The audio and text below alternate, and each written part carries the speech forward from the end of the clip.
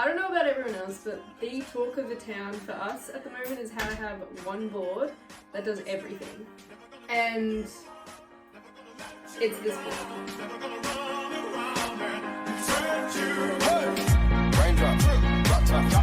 The SABFOIL Torpedo. It literally does anything you want it to do. Light wind, waves, windy days, foot straps, no foot straps, everything. So we're always talking at the beach, we're like, how do you have a board that you can comfortably ride waves in, you can get up in light wind, if you were just to choose one for the quiver, because it's always more cost effective if you have one board that's going to cover a range of things. This is the board you want. My personal favourite is the 90 litre. So SABFOIL does a range with 3 different boards, 90 litres, 100 litres and 110 litres.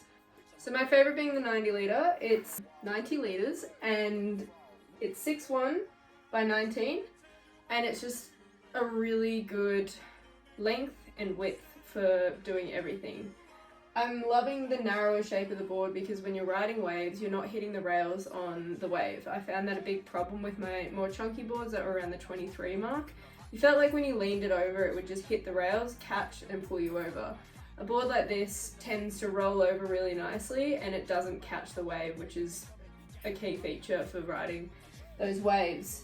The longer shape means your starting position is so much easier to get up. You keep the board flat, bit of speed with your wing and the board will just pop up and off you go. That longer shape also means your touchdowns, you touch down and you pop back up off the water really easily. Doesn't grab, doesn't pull you down, never nosedives, which was always a huge problem for me, and that's just a really nice few features to have when you're trying to get up, especially in light wind, because you need all that movement you can get to really just take off. If you're worried about the board grabbing or sinking or nosediving, it makes it 10 times harder to get up. So I guess one of the key features and one of my favourite things is actually the thickness of the board.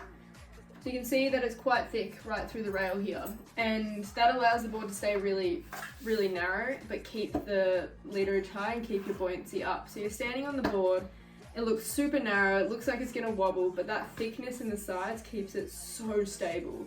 I tend to have a bit of an offset stance, so I keep one foot here and one foot there. So down here on the surf coast, obviously we love the waves, so we're riding boards without foot straps and boards kind of 90 litres plus to get in those waves, and that means that when your sole purpose is to get out and get to the wave, you're riding toe side, and you can swing your feet so that you point the board as high into the wind as possible. And that's another thing these boards do really well. They point upwind really high. They're so streamlined that they just go any direction you want them to go.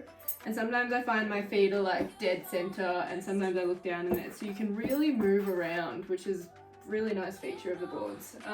This board turns so nicely. I think my favorite thing about this board is in the waves, and I was always a short board person in the waves. I was like, keep it short, keep it chunky, and all of a sudden tried this, never went back.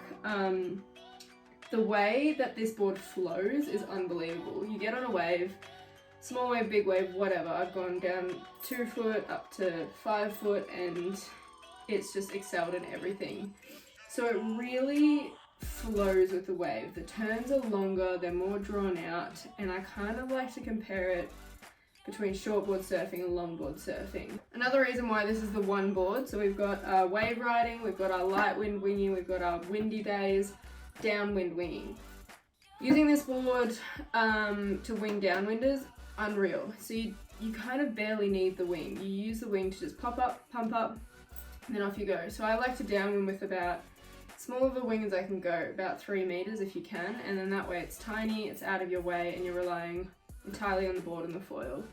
These boards downwind so well because they pick up that wind swell really easily and pump up. As I said, you just keep the board flat, get a bit of speed, and off you go.